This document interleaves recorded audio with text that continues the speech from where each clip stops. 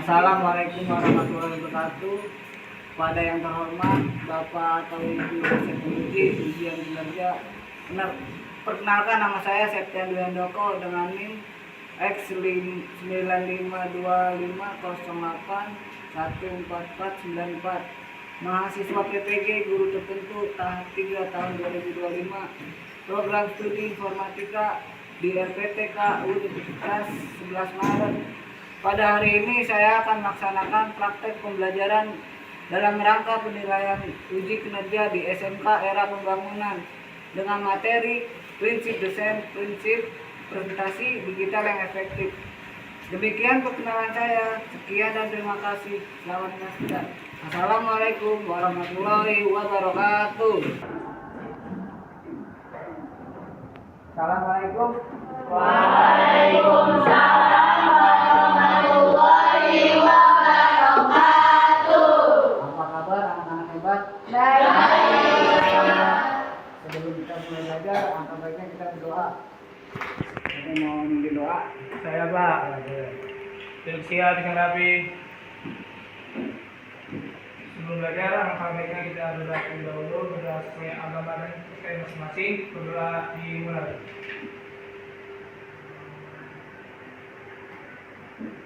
Berdoa selesai, memberi salam.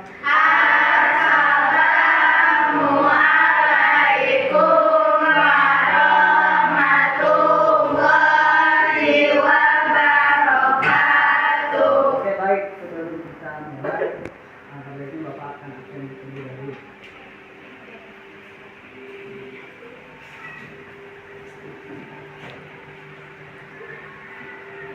Nama Abdullah Mirabidin. Ampun Pak. Terus Afif Farahmelia. Kita oke, baik. Terus Afni. Saya Pak Apel. Apa? Terus Alifah. Saya Pak Aksesoris.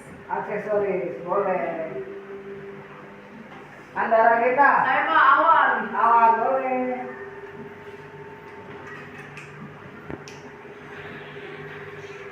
Rizky. Saya Pak Durian. Oke, Durian. Oke, baik. Selanjutnya kita akan menyanyikan Indonesia Pusaka. Baik, silakan.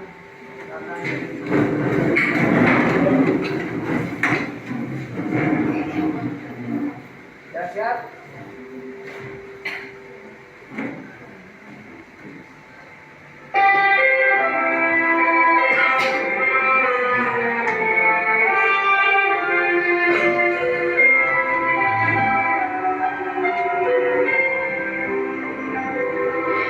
Indonesia tanah air beta, pusaka abadi nan jaya. Indonesia sejak dulu kala tetap dipuja-puja bangsa. Di sana tempat lahir beta, dibuai dibesarkan bunda, tempat berlindung di hari tua, sampai akhir menutup mata.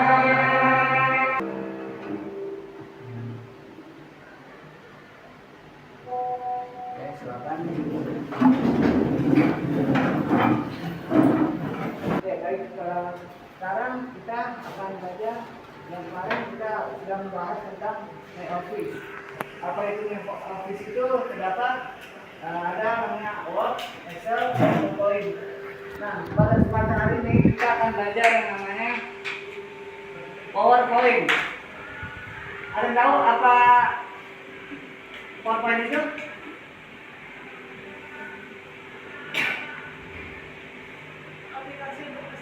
Oh iya benar, aplikasi untuk presentasi.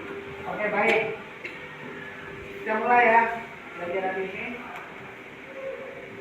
Di sini saya akan menjelaskan tentang Keterampilan komunikasi digital, presentasi efektif, yang dimana kita harus bisa melihat komunikasi itu bisa diterima pembaca. Terus udah. Di sini ada pertanyaan romantik.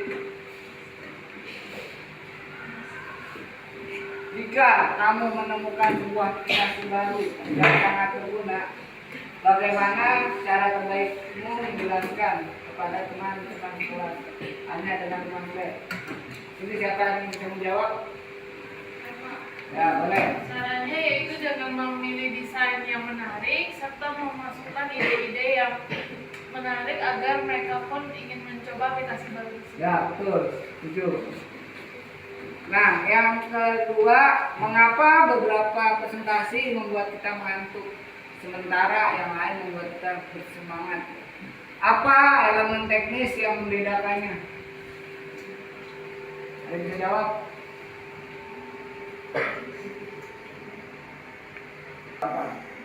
Terus yang ketiga, bayangkan kamu harus meyakinkan kepala sekolah untuk mengadakan turnamen ekspor informasi. Apa yang harus ada di slide pertamamu agar langsung menarik perhatian? Ayo coba. 2 dan 3. Ayo, ada yang bisa jawab? Ya, boleh. Meminta perhatian kepala sekolah Ya, terus? dan membuat mereka berpikir ini lebih sekedar main. Oke, baik. Oke, jadi itu ya. Kita bisa lihat bagaimana Steve Jobs dengan Di sini ada 2 video. Yang pertama, presentasi mana yang lebih meyakinkan, mengapa? Terus yang kedua, gerakan tangan yang buruk saat public speaking. Nah, oke, kita lihat yang pertama ya, video pertama.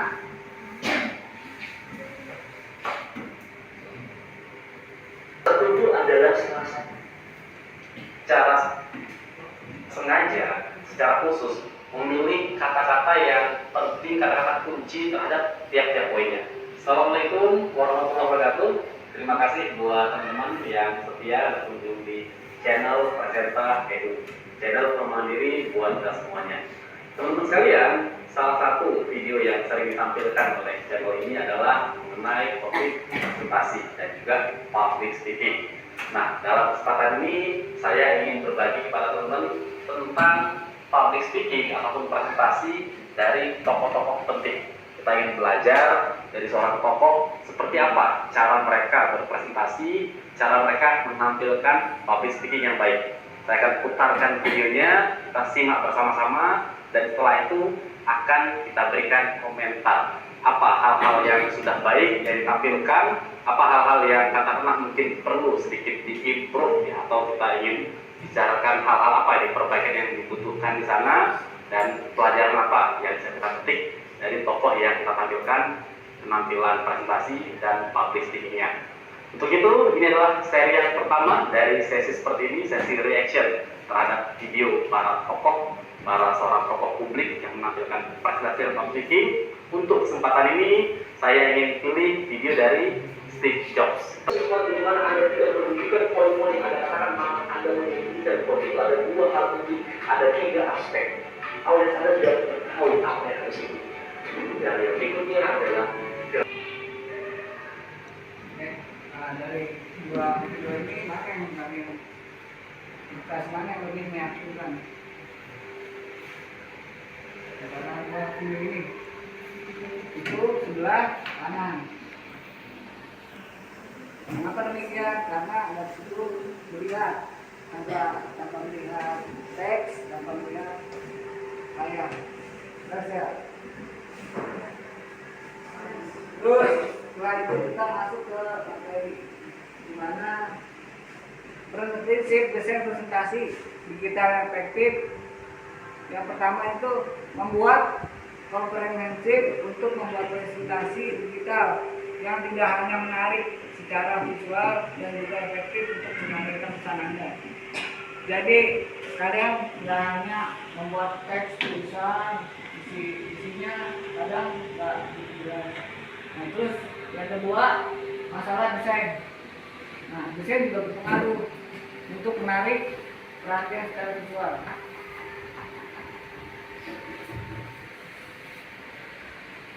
Nah, ini ada tujuan presentasi. Yang pertama, menginformasikan, memberikan informasi, memberikan data atau fakta baru kepada audiens. Nah, kalian ini seperti audiens.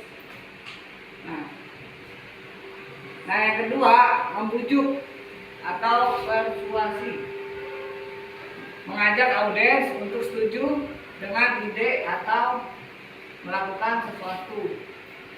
Nah, yang selanjutnya menghibur, memberikan pengalaman yang menyenangkan bagi audiens.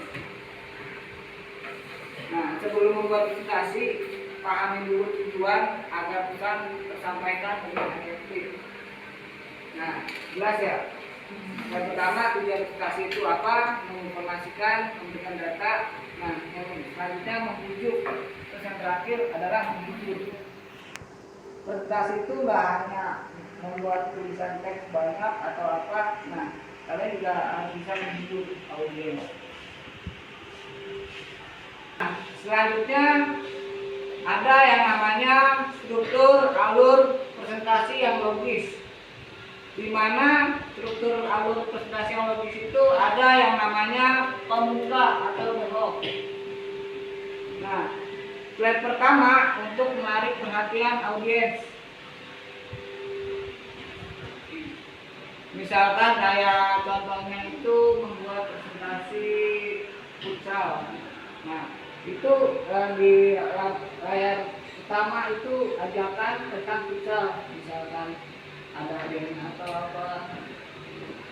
Terus yang kedua itu tentang isi atau the body. Bagian utama berisi poin-poin penting yang diatur secara logis.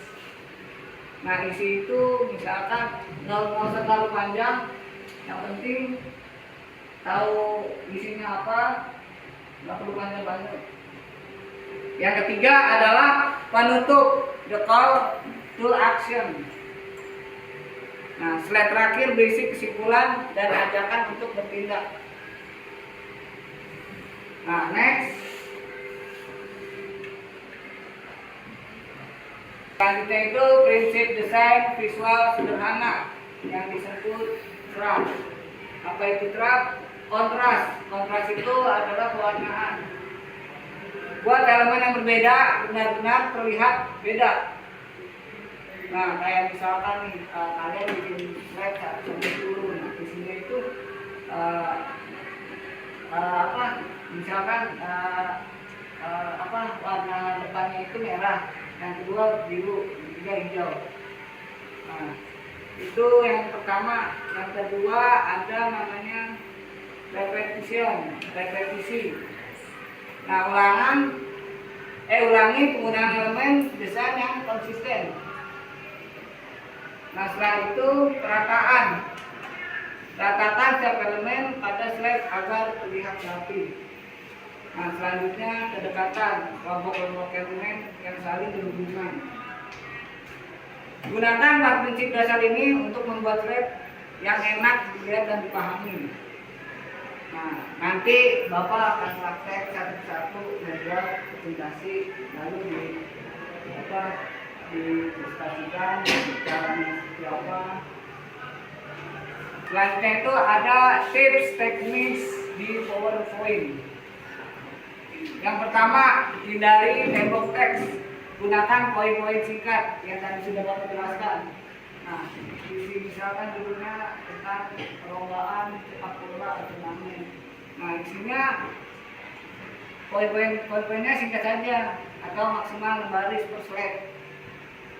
Nah, selanjutnya 1 ide per slide.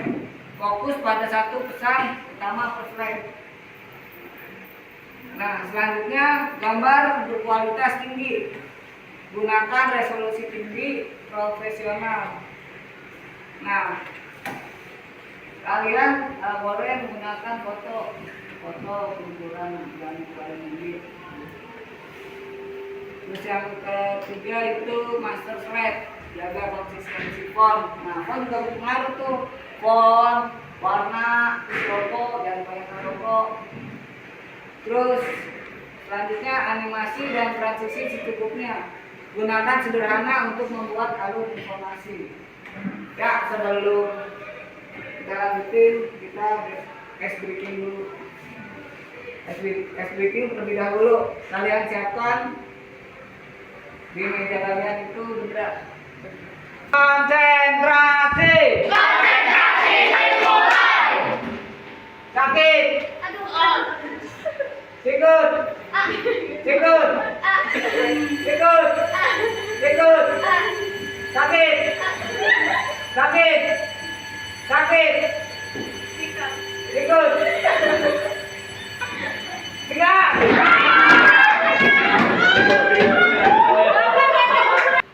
Sebelum bapak itu, ini ada KTP yang kalian harus isi.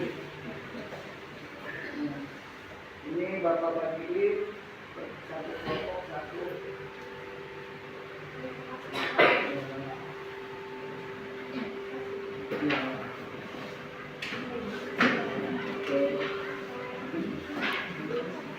Nah, baik, saya jelaskan terlebih dahulu. Nama di sini ada nama kelompok. Nama kelompok itu kalian kelompokkan apa aja bebas. Mau nama kalian. Nah, nama kelompok tua. Nah, yang kedua anggota kelompok. Anggota kelompok. Nah, terus tujuan proyek. Satu, menganalisis satu masalah keamanan siber yang relevan bagi remaja mendalam. Yang kedua, merumuskan solusi dan langkah-langkah pencegahan yang praktis dan aplikatif. Yang ketiga, merancang sebuah perangkat presentasi yang efektif untuk mengedukasi teman supaya tentang masalah. Nah, di sini kalian ada opsi. Pilihlah satu topik. Pilihan topik. Yang pertama, upaya penipuan untuk mencuri data sensitif seperti password atau PIN. Terus yang kedua, cyberbullying atau perundungan menjadi dunia maya. Yang tiga, penyebaran hoax dan disinformasi. Ya, langsung diisi. Nanti setelah kalian buat LKPD, dibuat langsung presentasi di laptop.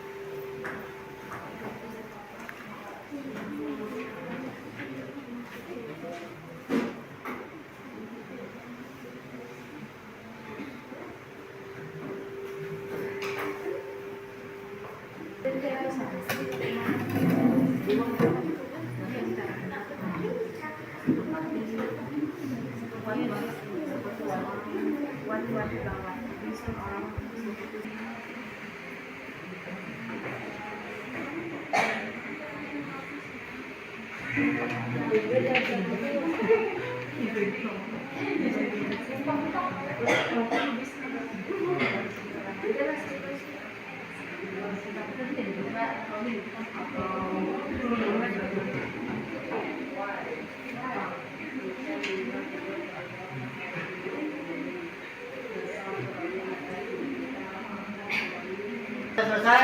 Sudah. Tidak, saya perhatikan. Kelompok mana dulu yang ini presentasi? Oke, baik, boleh. Tadi. Halo semuanya, pada hari ini kita dari kelompok 1 ingin mempresentasikan tentang LKPD yang sudah kami kerjakan pada hari ini. Nah, pertama-tama kita akan menunjukkan kepada kalian ide yang telah kita buat. Kelompok 1, yes, yes, yes.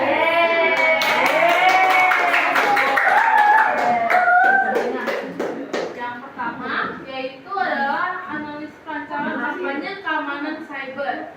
Nah, yaitu ada nama kelompok kita, yaitu kelompok Jingga. Ada saya Febiola, Saya Agni, saya Vidya.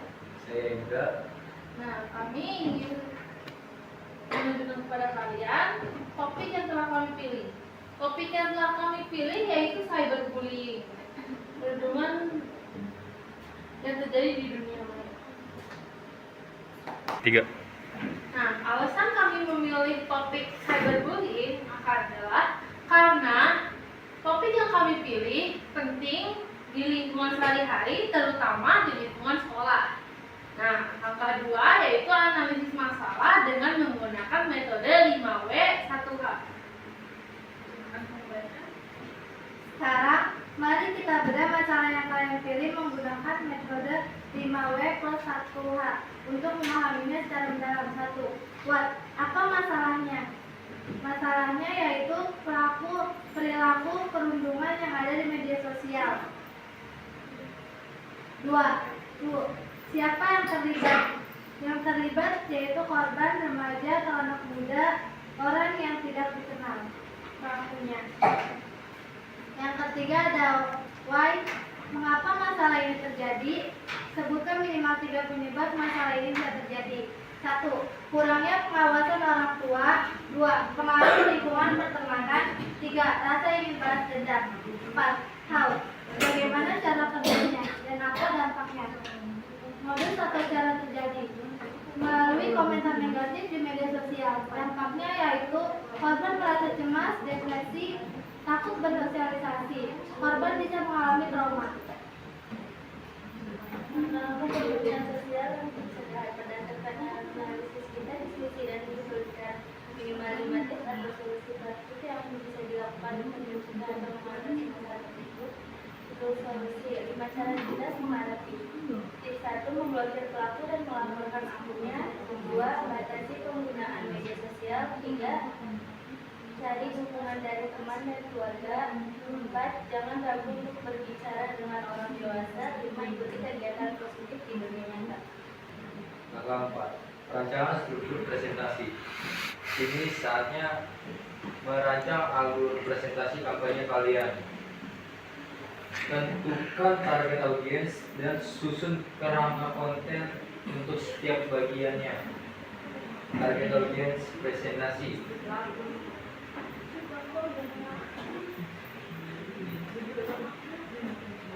Teman sebaya di sekolah, judul presentasi yang menarik. Stop cyberbullying, jadilah melawan di dunia maya.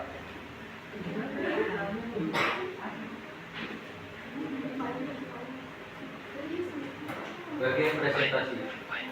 Rencana isi atau poin utama yang akan disampaikan. 1. Pembukaan.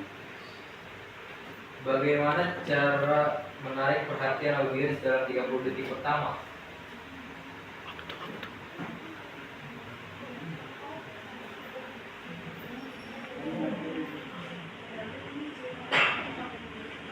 Oke, sekian presentasi dari kelompok kami.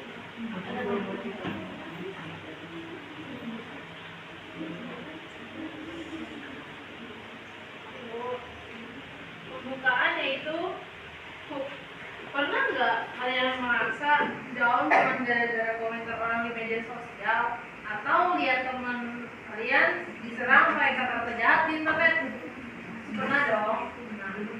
Nah, definisi masalahnya Yaitu cyberbullying adalah tindakan menyakiti orang lain melalui dunia maya seperti lewat komentar, pesan, atau unggahan yang menghina dan merendahkan seseorang. Yang ketiga yaitu studi kasus atau contoh nyatanya, yaitu ada seorang siswa yang diolok-olok di chat sekolah karena penampilannya. Akibatnya dia jadi minder, jarang masuk, dan nilai-nilainya pun juga menurun. Lalu ada dampak negatifnya, yaitu korban bisa kehilangan kepercayaan diri, menurunnya prestasi belajar, stres, depresi, bahkan sampai berpikir untuk menyakiti diri sendiri. Hubungan sosial mereka pun akan menjadi rusak. 5. Solusi dan aksi. 1. Gunakan media sosial dengan sopan dan bijak. 2. Jangan ikut menyebarkan komentar negatif. 3.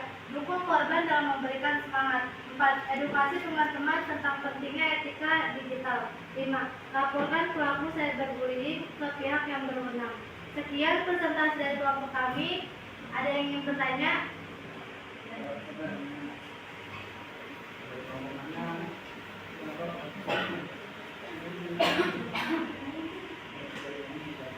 Saya ingin bertanya, Ya, apa pertanyaannya? bagaimana cara mengatasi seseorang dengan gangguan mental dari hubungan cyberbullying? Terima kasih.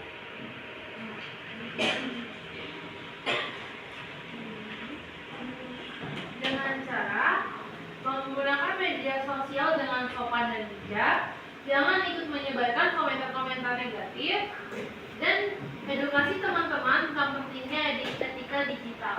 Dan jika sudah parah, laporkan pelaku cyberbullying ke pihak yang berwenang. Ada lagi yang bertanya? Oke, tidak. Saya tutup presentasinya. Sekian, terima kasih. Dari kelompok 1 sampai 4 tidak dipresentasikan. Sekarang Bapak akan merefleksi diri kalian dari pembelajaran awal sampai akhir, apa yang kalian dapatkan sampai tugas tadi. Nah, itu satu tetes satu ya. Jadi kalian tulis, bacakan, tempel. Kalian tulis, bacakan, tempel. Oke, siap. Akunnya siapa nih? Maya. Sini ya, Maya.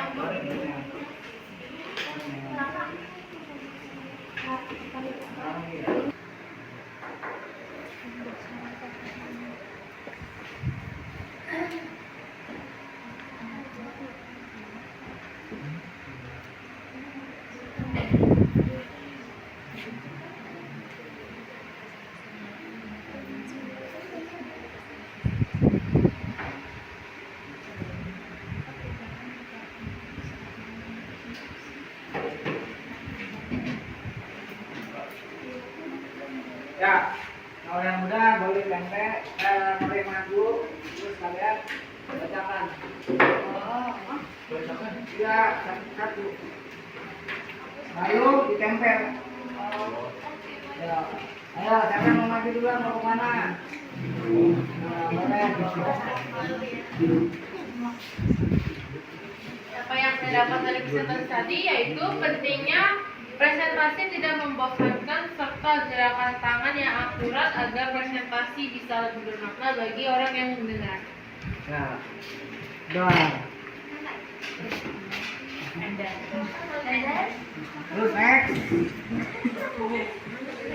Ya, kita kelompok ini dulu. Apa?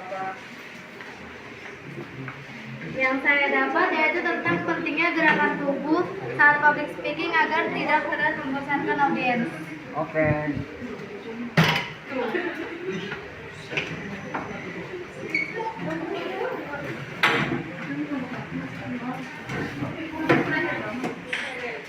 Oke, yang saya dapat dari presentasi tadi itu adalah gerakan tangan yang baik penting agar presentasi tidak terlalu membosankan.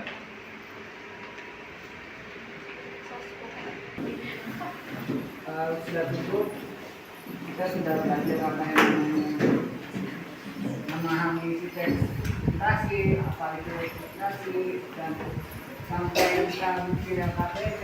Nah, tutup. Mohon maaf. Assalamualaikum warahmatullahi wabarakatuh. Waalaikumsalam.